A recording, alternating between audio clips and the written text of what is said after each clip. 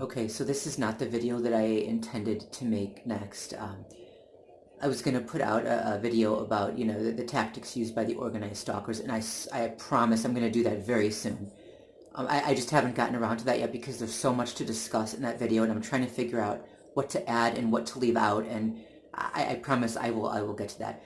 Anyway, here's an update. So the restrictions are still in place. Residents are still not allowed to leave. Well, they can leave the building, but they're highly encouraged not to. And if they leave, when they come back, they can't leave. They have to shelter in place in their apartment for 5 days, and depending on where they went, maybe even longer. So technically, we can't leave. I mean, we're highly encouraged not to, and the reason is because everybody who leaves, they can come back and make the community sick. So, but even still, the city is starting to little by little open up, and restrictions are little by little being lessened, decreased. What's happening is exactly what everybody feared would happen. Release the restrictions a little bit, and everybody starts, gathering together, it just in very close quarters, and breathing on each other, and coughing on each other, and sneezing on each other, and sharing food. And when I say sharing food, I mean drinking from the same cup. It's crazy. We they go right back to the same behaviors that lead, to the spread of illness. You would think, okay, just be careful, right? Just be careful, that's all. The problem is they're not. So what's happening is I've noticed that there are a lot of people now crowding into the elevators. The building had, a rule based on the state's mandates, and the rule was stay 6 feet apart and wear a mask, when you're out of the apartment, when you're in a public area, and you might not be able to stay 6 feet apart from people. Well, what's happening, and even in the elevator, they said stay 6 feet apart, and if you can't, then don't take that elevator, get into a different elevator. Okay, fine. Well, what's happening now is people are crowding into the elevator, so you'll get in, and there won't be many people there. Then little by little, more people will get on, and they crowd in. But with me, it's not average people; it's the perpetrators. Okay, they're coming in from outside, and they're crowding me. They're intentionally. Okay, and I haven't left the building since the lockdown. It's been so long, I don't remember the last time I've seen the sun. Um, so I'm not risking anyone's life by being here, because I haven't left since the lockdown started. What was it, in March? God, I haven't left. Um, but these people are coming in from outside, and there was supposed to be a restriction to prevent this, where there were only certain people who were allowed in. I don't know if that still stands or not. Caregivers were allowed in, and I don't know. But there are people coming in from outside. There are certain residents who left and came back. And what they're doing is they're crowding me in the elevator. A few times I've just gotten out of the elevator. And two, they'll come really close to me, and they'll come right up on me, face to face, nose to nose. We're wearing masks, but they're not following the 6 foot order. And two, the issue is, if someone sees me in a situation like that, I'm going to be the one who's accused of disobeying the order, right? And I'll never get a chance to explain myself, to defend myself. That they don't allow.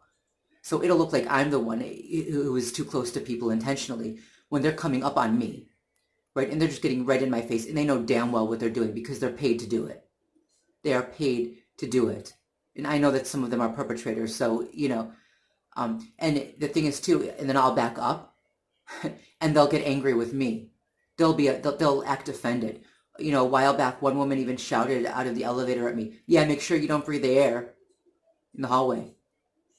I'm thinking, what I'm not going to say it. I'm not going to say it. And the thing is, I'm not even rude to them. I'm not even mean to them about it. I'll just back up, right? And I won't even look at them mean. I'll try to maintain a friendly, a friendly attitude with them, just because I know what's coming. I know that if I look angry, I get blamed for being this, for being that, for being, I don't know what they're accusing me of. And they probably, they probably heard bad things about me already, because that's what a smear campaign is. That's what a smear campaign does. So they're sent to do something that is meant to provoke me, that is meant to make me angry, and when I give a rightfully angry response, they're going to assume that I'm just the bad monster, or whatever it is they've been told I am, this irritable, angry person, when in fact, they're not bright enough to realize that they're doing something that's going to warrant anger in someone. Right now, the perpetrators know that I've become a massive germaphobe. They know that. And I've always been weird with germs, but now I can truly say I'm a germaphobe. And, in the past I've said, no, I'm not. I'm not really a germaphobe. Now I am. And they know that. So this is what they're having people do. And it's going to piss me off. And when people get that, any kind of response at all, even if I just back up, they act like I've offended them. They act like they take it personally as if it's, as if it's, I don't know what. Is it gender-based? Is it racial? Is it, it's not. No, it's not. But, they're, whoever's doing, the people doing this are disobeying the law during a pandemic and getting way too close on purpose. Of course someone is going to get angry. All right, or they'll box them, they'll just gather into the elevator, which they're not supposed to do, which is one right up on each other. And a person gets out who's actually trying to be safe.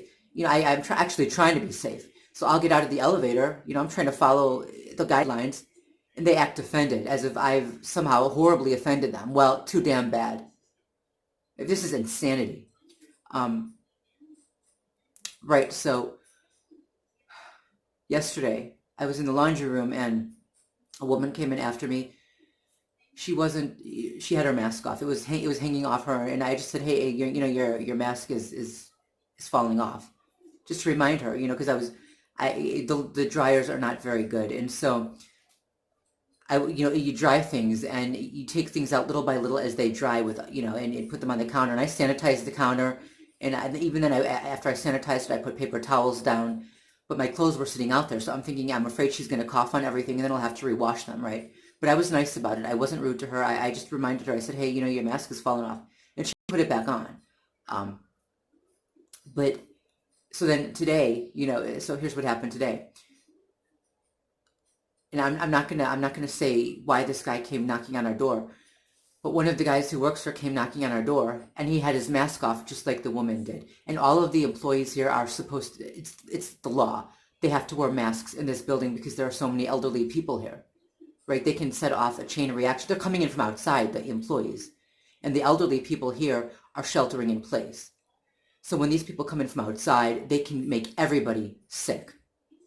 So just to piss me off, they sent this guy, he was a tall white guy, he was probably Russian, to knock on our door, mask off. And he was the first employee that I've seen in a long time with his mask off. And they did it on purpose just to provoke me. Just to provoke me. And, they're risking people's lives just to provoke the targets. In the same manner that they'll have people fake cough or fake sneeze right out into the open, the virus can be spread even if a person doesn't show symptoms. A person can be a carrier. So just because they're not experiencing symptoms doesn't mean that when they're fake coughing or fake sneezing, they're not spreading something. And when they do it in a place where there are a lot of seniors, this could kill people. And I just wanted to put that out there that, whoever's running the organized stalking campaign they're risking people's lives in order to provoke the target. I want that out there so that that's added to their list of crimes if this entire crime is ever uncovered. And because I'm putting that out there now, and I did call and I reported it, because if I didn't, then they would say, well, why didn't you say something? You knew what was happening, and why didn't you say something? Right now I can be the bad guy. Oh, I reported someone. But if I didn't report it and people got sick, then they would say, well, why didn't you say something? You should have said something. It's your fault. So I reported it. This is where it gets difficult because on one hand, the virus is real and it's serious. Okay, we do have to be careful. The people who are intentionally risking other people's lives, that's criminal. But on the other hand, there's an ambulance now. Difficult when you're trying to speak. Okay. On the other hand, it is very clear that this virus can be used by the government in order to control the population and exert more control over us than, for example, now they're talking about, tracking people's cell phones and all of their contacts and everywhere they went and everyone they spoke to, and that's frightening. That is terrifying. That's absolutely terrifying. They're talking, my God, hello, big brother. They're to the point where, and even, arresting people who go out, that's insane. They if someone intentionally goes up and sneezes or coughs in someone's face to try to make them sick, of course they should be arrested. They could kill someone if they do it intentionally. But the problem is there had been people who were arrested just for walking outside their home. They didn't hurt anybody. They didn't go up to anyone and assault them. They didn't cough in anyone's face. They didn't rub their snotty nose on someone's shirt. I know one of the guys did. He went and he rubbed his snotty nose on someone's shirt because the person in the store told him to wear a mask and he didn't want to. Of course, he should be arrested. But there are people who are not bothering anyone, who were just walking out into their backyard and were arrested for it. I know the virus is real and it's serious, okay? I wouldn't be so insane about germs if I didn't believe it was serious, right? I wouldn't be taking these extra precautions if I didn't believe it was serious. But it's also clear that this is being used by the government, by the world government, to exert more control over humanity, more and more. Even to the point where everything is digitalized now, we can't really go out to a store and buy things. Physical cash is kind of going the way of dinosaurs, right? So once everything is electronic, then everything we purchase will be, visible to the government and to everybody else. We can't just go and buy something.